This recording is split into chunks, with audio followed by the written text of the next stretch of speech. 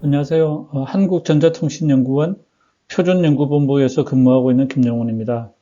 오늘 휴대폰을 이용한 자가격리 관리 표준화에 대해서 소개를 드리도록 하겠습니다. 제가 이제 첫 인사는 영상을 통해서 인사를 드렸는데요. 이게 뒤에 이제 발표 내용들에 대해서는 영상을 끄도록 하겠습니다. 이게 다른 사례들에서 보니까 발표 내용에 영상이 들어가 있으니까 초점이 내용에 가는 게 아니라 곧잘 영상으로 가는 경우들이 있어서 시선을 어지럽게 할 것 같아서 다음 내용 발표에서는 영상을 끄도록 하겠습니다.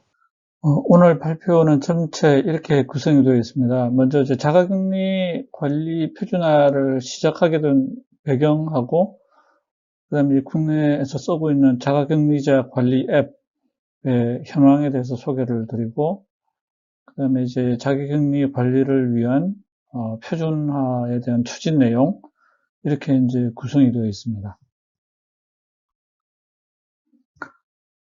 먼저 K방역 관련한 운영 프로세스에 대해서 설명을 드리겠습니다.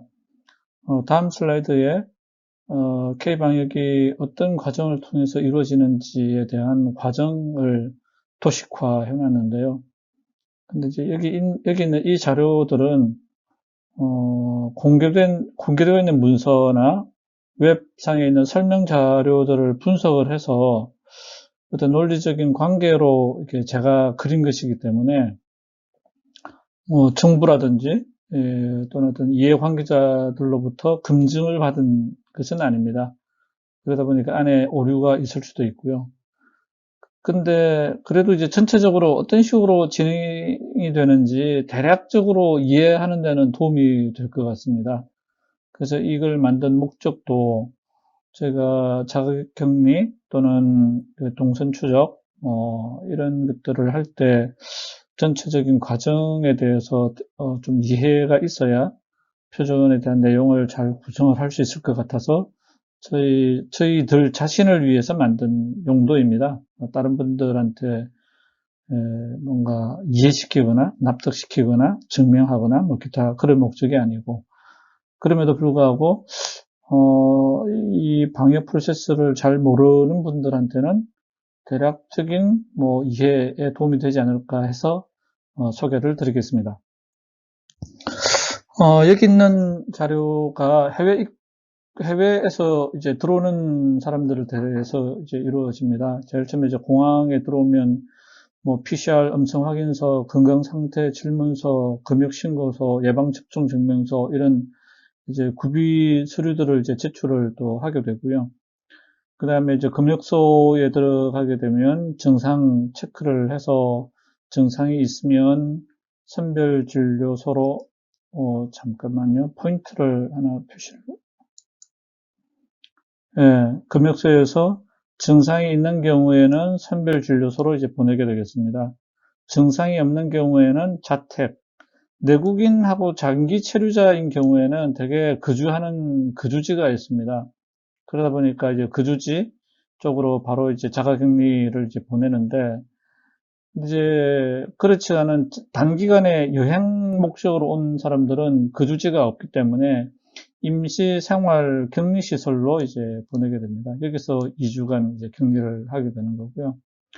그래서 그런 과정에서 이게 임시 생활 격리 시설의 경우에는 누군가가 그 격리 상태를 모니터링하는 사람이 있습니다. 이 격리 시설은 어떤 특정한 어떤 호텔을 이제 임차해서 쓸 수도 있는 거고, 아니면 어떤 공공기관의 기숙사라든지 기타 여러 가지 종류의 이제 임시 생활 격리 시설입니다. 이 경우에는 관리 주체가 이제 존재를 하는 거고, 격리 상태를 모니터링 할 수 있는 겁니다. 그러다 보니까 사용하는 거가 이제 자가진단 앱. 그래서 휴대폰에 이제 두 가지 종류의 앱이 있습니다. 자가진단 앱이라는 게 있고요. 그 다음에 안전보호 앱이라고 하는 게 이제 두 가지 종류가 있는데, 자가진단 앱은 격리 상태를 모니터링 하지 않습니다. 여기에서는 하루에 2번씩 어떤 본인의 증상에 대해서만 하루에 2번씩 이제 입력하도록 되어 있습니다. 반면에 안전보호 앱 같은 경우에는 누구도 통제할 수 없는 곳에, 자택이라고 하는 곳에 누구도 통제 관리할 수 없는 곳에 있다가 보니까 제대로 격리를 하고 있는지를 모니터링하기 위한 기술이 여기에 들어가 있습니다. 그래서 똑같은 이제 앱의 기능이 두 가지 종류가 있는데, 안전보호 앱의 경우에는 격리 상태를 원격에서 모니터링 할 수 있고, 자가진단 앱은 모니터링은 아니고 증상만 신고하도록 그렇게 되어 있습니다. 그래서 혹시 이게 자가격리 하던 중에 이제 확진이 되게 되면 그다음부터는 그 사람이 그 과거 2주 동안에 이동한 동선들을 통해 가지고 역학조사를 하게 되겠습니다. 그러면 이제 역학조사 지원 시스템이라는 것에서 이동통신사, 신용카드, 또 QR코드라든지 뭐 이렇게 했던 거, 그다음에 수기로 기록했던 등등 여러 가지 정보를 이용을 해서 역학조사를 하게 되겠습니다. 그래서 K방역의 우리나라의 성과를 전 세계 다른 국가들과 공유를 하기 위해서 한국의 경험을 다른 국가에서도 참고할 수 있도록 하기 위해서 K방역 관련 여러 가지 표준들을 추진을 하고 있습니다. 우리나라가 제안을 해서. 자, 그런데 그런 표준들이 여러 가지 종류로 존재를 하다가 보니까 각각의 표준들이 어떤 용도, 어떤 다른 편들과 어떤 관계에 있는지를 사실 알아보기가 힘듭니다. 그래서 표준 맵이라는 게 이제 있으면 어떤 표준이 있고 그 표준의 적용 대상은 어디이고 그것들이 또 다른 표준들과는 또 어떤 관계에 있는지를 한눈에 볼 수 있는 그런 이제 편리함이 이제 있습니다. 그래서 이제 표준 맵의 목적은 어떤 복잡계가 있을 때 어떤 틀로 어떤 관점으로 어떤 기준으로 해석할 것인가, 또는 이거를 다른 사람들에게 어떤 틀과 관점 기준으로 설명할 것인가를 풀어내어서 이제 도식화를 한 게 이제 표준 맵이라고 하겠습니다. 그러면 첫 번째로 정의해야 될 부분이 맵의 사용자가 누구인 거냐, 맵 사용자의 눈높이에 맞춰서 맵 사용자의 의사소통 방식을 이해를 하고 거기에 맞춰서 맵이 만들어져야 가장 편안하게 이해하고 또 쉽게 빠르게 이해를 할 수가 있게 되겠습니다. 자, 그래서 제가 만들어 본 맵은 이와 같은 그림으로 만들었습니다. 먼저 제일 위에 보면 방역, 예방, 검사, 확진, 역학, 추적, 격리, 치료, 회복. 그래서 제일 왼쪽에 방역, 예방은 이제 이런 전염병이 돌지 않게끔 예방하고 보호하는, 미리 준비하고 예방하는 그런 재반 활동들이고, 그 다음에 검사를 해서 확진자가 나오는지 안 나오는지 확인을 하고, 확진자가 나왔을 때 주변 접촉자가 있는지 없는지 이런 추적, 격리, 회복, 이런 단계의 과정들을 거치기 때문에 여러 가지 종류의 표준들이 어떤 단계에 해당이 되는지를 보여주면 이해하는데 수월하겠다라고 해서 이렇게 표시를 했고요. 그 다음에 관련한 이해관계자들이 보면 출입국 하는 공항 쪽에, 그 다음에 병원이라든지 생활치료센터라든지 이런 치료시설에서 쓰고 있는 것들도 있을 거고요. 검사하는 곳, 그 다음에 전체에 대한 각각의 해당 행위, 동작 또는 어떤 그 제품, 이런 것들의 어떤 그 성능, 또는 이제 품질을 관리하기 위한 거. 그 다음에 개인 관리에 대한 거, 그 다음에 도시 운영. 이렇게 각각의 이제 분야별로 이제 구분을 했습니다. 그래서 여기에 있는 모든 표준들은, 우리나라에서, 가진 경험들을 국제 표준으로 추진하기 위한 모든 것들이 여기에 담겨져 있습니다. 그래서 여기 있는 것들은 한국이 추진하고 있는 거고, 그 중에 보면 ISO라든지 이렇게 표시가 되어 있는, 번호가 표시가 되어 있는 것들이 있습니다. 이거는 이미 해당 관련 표준화 그룹에 제한이 되어서 현재 개발 중에 있는 것들이 ISO 번호로 해서 표시가 되어 있는 거고, 아직 ISO 관련 표시가 없는 것들은 현재 표준화 제안을 하기 위해서 이제 준비하고 있는 단계다라고 말씀을 드릴 수 있고요.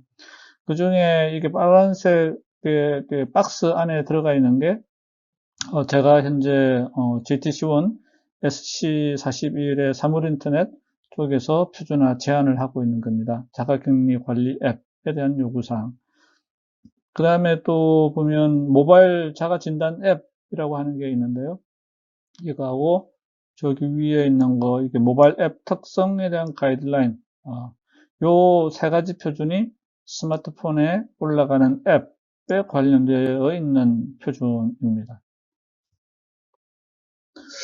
먼저 격리라고 하는 게 이제 영어 단어로 이제 quarantine하고 isolation 두 가지가 있는데요. 이게 한글로는 그냥 격리해서 이게 어떤 격리인지가 헷갈리는데 영어로는 구분해서 쓰고 있습니다. 왼쪽에 이제 quarantine의 경우에는 밀접 접촉자가 아직 확진은 안 됐지만 밀접 접촉자여서 한 2주 동안에 혹시나 이제 감염이 됐는지 안 됐는지를 모니터링하는 단계. 그래서 확진 판정이 나기 전에 상태인 거고요. 오른쪽에 아이솔레이션은 이미 증상이 있고 확진이 되어서 다른 사람들한테 전파가 되지 않게끔 격리하는 거. 그 격리 장소는 병원이 대부분이죠. 병원이 대부분인 거고 도저히 환자가 너무 많을 때는 뭐 집이 될 수도 있는 거고 아니면 어떤 특정 호텔이라든지 뭐 그런 교실일 수도 있는 거고 그렇게 해서 용어를 구분을 하고 있습니다. 그래서 자가격리자 현황을 보면 작년 6월 11일 기준입니다. 2020년 2월 18일 날 이때 대구 31번 대구 31번 환자가 이제 2월 18일 날 확인이 되었고요. 바로 그때에서부터 격리자 숫자가 이렇게 폭증을 하고 있습니다. 해외에서 들어온 분들, 그 다음에 국내 확진에 의해서 밀접 접촉된 분들을 격리하는 이게 전체적으로 이렇게 많았습니다. 그래서 작년 6월 10일까지 총 32만 명 정도가 이제 격리가 됐었습니다. 그다음 올해 6월 27일까지는 이렇게 누적 격리자의 현황이 이제 이와 같습니다. 그래서 6월 27일 기준으로 220만 명, 220만 명이 누적 격리자 이제 수가 이제 되겠습니다. 그 다음에 6월 27일 날 저녁 6시 기준으로 격리자 총 수가 그 날짜 그 시점 기준으로 7만 9천 명, 약 8만 명이 이제 격리 상태에 이제 있었고요. 그 중에 약 절반은 국내 4만 1,000명, 해외에서 들어온 분들이 3만 7천 명, 뭐 이렇게 되어 있었습니다. 그래서 그때 이제 기준으로 보면 자가격리 위반한 사람들의 현황에 대해서 보여드리면 작년 6월 10일에 이제 32만 명, 그 다음에 6월 27일 기준으로 220만 명이 이제 누적 자가격리자였습니다. 앱을 설치한 비율은 이렇고요. 근데 무단 이탈자를 보면 작년 6월 10일 날은 531명, 그래서 약 0.164%고 올해 기준으로는 3,100명 정도, 그래서 0.14% 정도가 이제 무단 이탈을 한 사람들입니다. 근데 무단 이탈의 내용을 보니까 그럼 이 무단 이탈자들을 어떻게 알아냈느냐? 근데 뜻밖에도 방문을 통해 가지고 꽤 많이 찾아냈습니다. 방문을 통해서.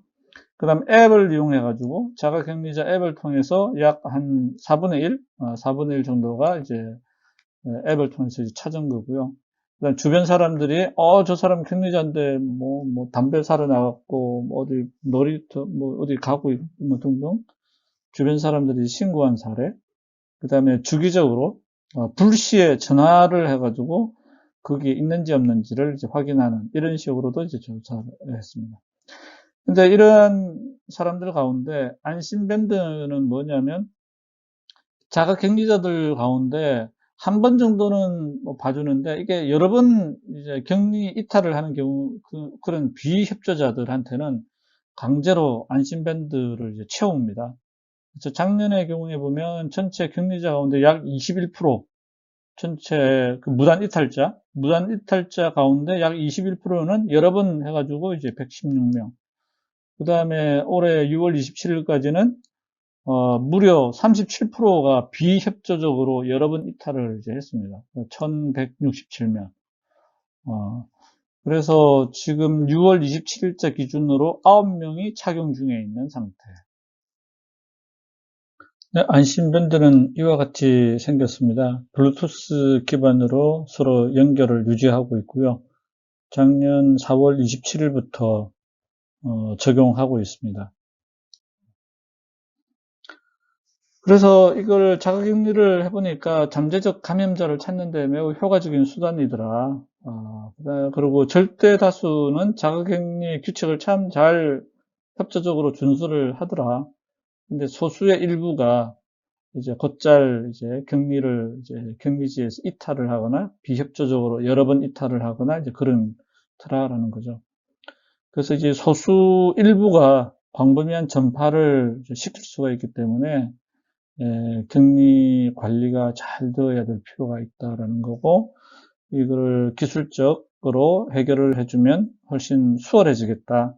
그래서 앞에서도 보면 약 한 4분의 1 정도의 격리 이탈자들은 앱을 통해서 찾아냈습니다. 이렇게 그림처럼, 대구 31번이 자그마치 1160명한테 밀접 접촉자. 아마 이분들 가운데 아마 대부분은 뭐 감염되지 않았겠죠. 그래도 정확 숫자는 모르겠습니다만은 이 1160명 가운데는 상당수는 이미 확진도 이제 되었겠죠. 그래서 이러한 밀접 접촉자의 수를 줄이기 위해서는 적절한 자가격리 관리가 필요하다. 이겠습니다. 그래서 격리자 관리 앱을 보면 이와 같이 휴대폰 앱스토어에 가면 이게 앱이 있습니다. 이게 설치를 하게 되면 개인정보 위치 등록, 자가진단 하루에 2번씩 본인 증상을 이제 입력하는 거, 생활수칙, 비상연락처, 그 다음에 자가진단을 하루 2번 해야 되는데 하지 않으면 하세요라고, 그 다음에 격리 지역을 이탈하면 이탈했습니다 이런 걸 알려주는 그런 기능을 갖고 있습니다. 그래서 처음에 앱을 설치를 하게 되면 이러한 뭐 허용, 시스템 자원 사용에 대한 허용, 그 다음에 위치 정보 액세스에 대한 허용, 한국어, 그 다음에 언어 선택이죠. 그 다음에 국적, 그 다음에 각 개개인들 격리하는 사람들은 공무원들이 일단 주기적으로 관리를 하게 됩니다. 그래서 전담 관리를 하기 위한 공무원 아이디를 알려주거든요. 그럼 그 공무원 아이디를 여기다 입력을 해주게 되겠습니다. 그러고 나서 본인의 이름, 생년월일, 성별, 휴대폰 번호, 보호자 연락처, 주소 이렇게 해서 입력하도록 되어 있습니다.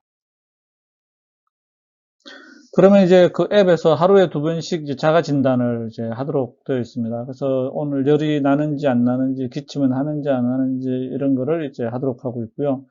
그 다음에 그 정해진 시간 안에 이걸 안 하게 되면 아직 안 했네요 하세요 라는 것도 알림을 이제 주게 되고, 그 다음에 2주 동안 격리하는 동안에 자가 진단했던 내용들을 이렇게 기록을 찾아볼 수도 있습니다. 그 다음에 생활수칙은 격리 대상자의 생활수칙, 그 다음에 함께 있는 동거인들의 생활수칙, 이런 정보들이 있고요.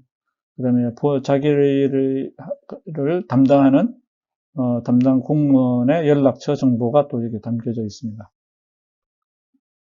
그래서 진단해야 될 시간입니다. 알려주기도 하고, 그 다음에 격리 장소에서 이탈했을 때는 이탈했다고 알려줘서 돌아가게끔 이제 하게 되고, 그럼에도 불구하고 돌아가지 않고 그러면 경찰이 출동한다든지 등의 이제 조치가 이제 생기겠습니다.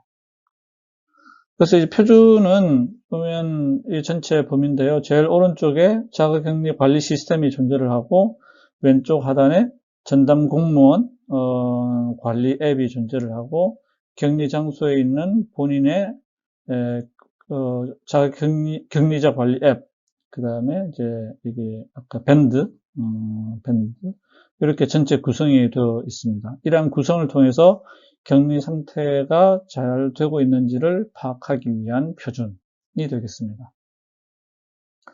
그래서 보면 아까 이제 안심밴드하고 스마트폰 사이에 근거리 근처에 있는지를 모니터링하는 게 있고요. 그 다음에 이 휴대폰이 격리 장소를 제대로 격리를 하고 있는지를 GPS, 와이파이, 기타 여러 어떤 그 위치 확인 기술을 이용해 가지고 그거에 어떤 어브너블 이벤트가 있으면 이제 시스템에 전달을 하고 이상한 상황이 발생을 했을 때 이 담당 공무원이 즉각 조치를 하는 이런 프로세스로 이제 돌아갑니다.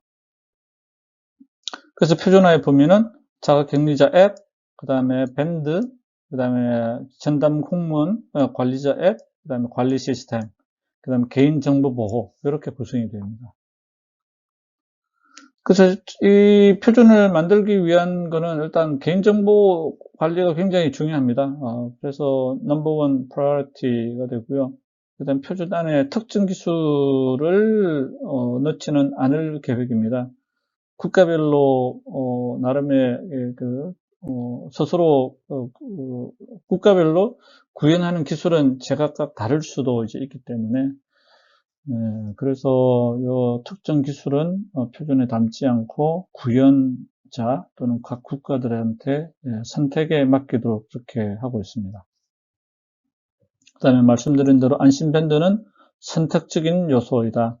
항상 모든 자가격리자가 항상 착용하는 게 아니고 특정한 조건에 대해서만 이제 착용하도록 하는 선택적 요소다라는 거고요.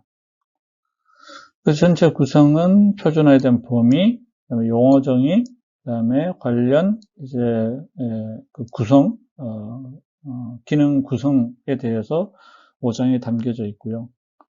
그 다음에 6장에서는 앱에 대한 요구사항, 밴드에 대한 요구사항, 그 다음에 관리자 앱, 전담 공무원 관리자 앱, 그 다음에 관리 시스템, 데이터 보호 이렇게 구성이 되어 있고 그 속에 세부 내용을 여기는 아직 완성된 게 아니고요. 지금 제한 단계에 있기 때문에 그래서 자가격리자 앱의 경우에는 격리 장소를 이탈할 때 이거를 디텍션을 할 수 있어야 된다. 그 다음에 이 휴대폰을 집에 놔두고 도망을 또 갈 수도 있기 때문에 일정 시간 동안 휴대폰이 움직이지 않으면 그거를 확인을 해야 된다. 이런 것들.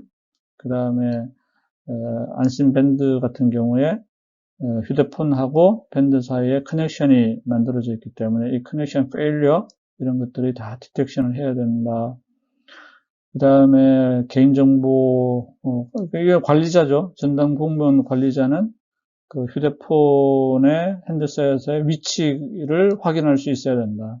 그래야 그 사람이 어디에 있는지 알 수가 있기 때문에 이러한 여러 가지 기능들에 대한 요구사항을 표준에 담을 계획입니다. 그다음에 관리 시스템의 경우에도 휴대폰을 끄고서 또 이제 있는 사람도 있을 수 있기 때문에 휴대폰을 껐을 때 이걸 확인할 수 있어야 된다. 그다음에 그 자가격리자 앱을 그냥 그냥 해제했을 때 이런 것도 디텍션 할 수 있어야 된다. 그다음에 암호화라든지 이런 요구사항들이 담겨져 있습니다. 그래서 관련 표준들이 여러 그룹에서 좀 하고 있습니다. JTC원의 워킹그룹 11은 스마트 시티인데요. 여기는 도시 스마트 시티 시스템에서의 이게 전염병 관리에 대한 표준을 5153이라고 하는 번호로 하고 있고요. IC 쪽에서는 이게 공중보건 위협에 관련되어 있는 표준들이 어떤 것들이 있는지 인벤토리 앤 매핑에서 어떤 종류의 표준들이 있는지를 확인하려고 하는 이런 작업들이 있고 그 다음에 방역에 관련되어 있는 어떤 사례 수집 이런 표준화를 또 하고 있고요. 그 다음에 ISO TC 268 쪽은 여기서도 베스트 프랙티스에 관련된 자료 수집을 하고 있고 ISO TC 215에서는 레퍼런스 스탠다드 포트폴리오 이렇게 해서 방역에 관련되어 있는 표준들에 어떤 것들이 있는지를 좀 수집 하려고 하는 이런 작업들이 있고, ISO TC 304에서는 자가정상 진단, 이건 한국에서 하고 있고요. 이런 것들이 관련 표준들이 현재 만들어지고 있습니다.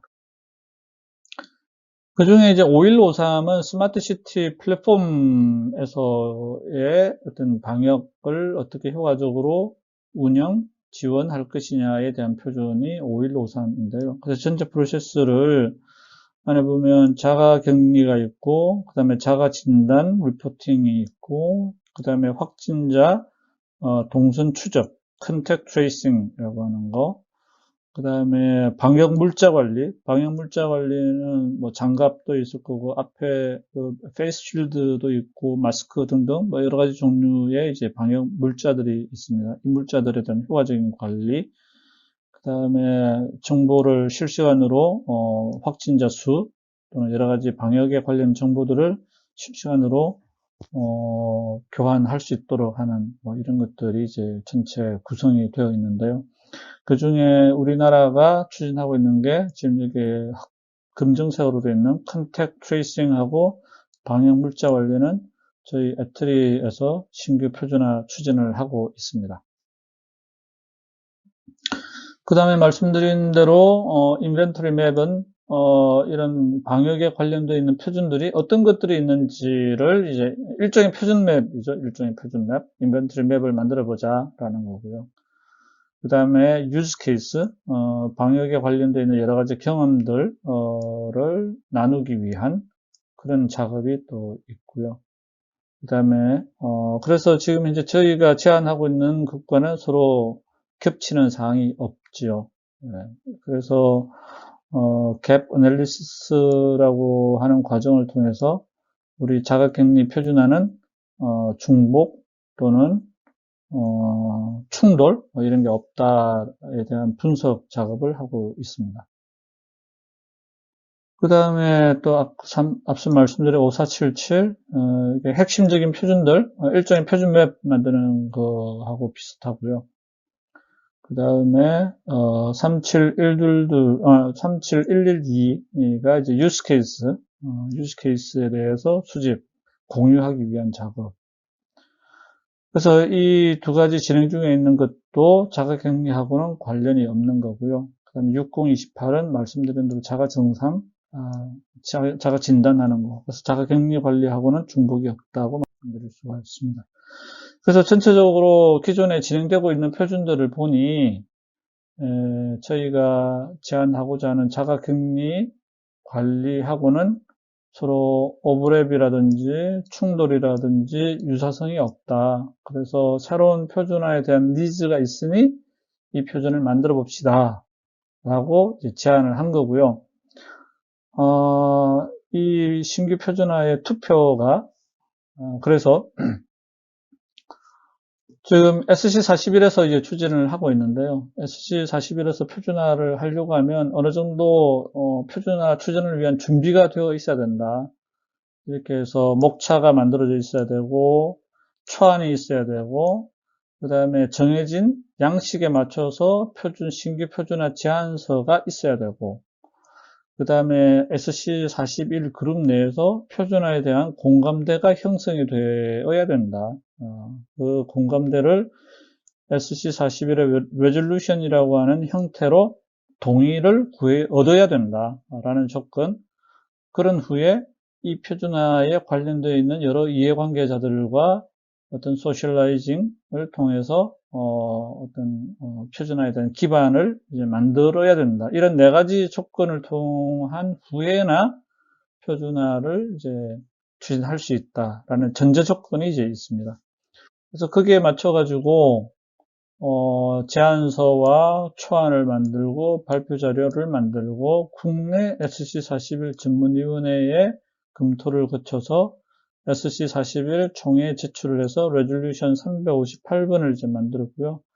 그 다음에 관련 이해관계자들과 교류를 통해서 이러한 표준에 대해서 추진하고 있는 계획, 내용을 공유를 또 했고요. 그 다음에 SC41 대해서 전문위원회, 국내 전문위원회에서 추가적인 검토 의견을 반영한 수정 내용을 가지고 이렇게 투표를 회람을 했습니다. 그래서 투표 마감이 이번 주 금요일입니다. 이번 주 금요일 날 이 제안 결과가 통과가 되느냐 마느냐가 판가름이 나오고 있습니다. 하루하루 기도를 하면서 지내고 있습니다. 네, 이상입니다.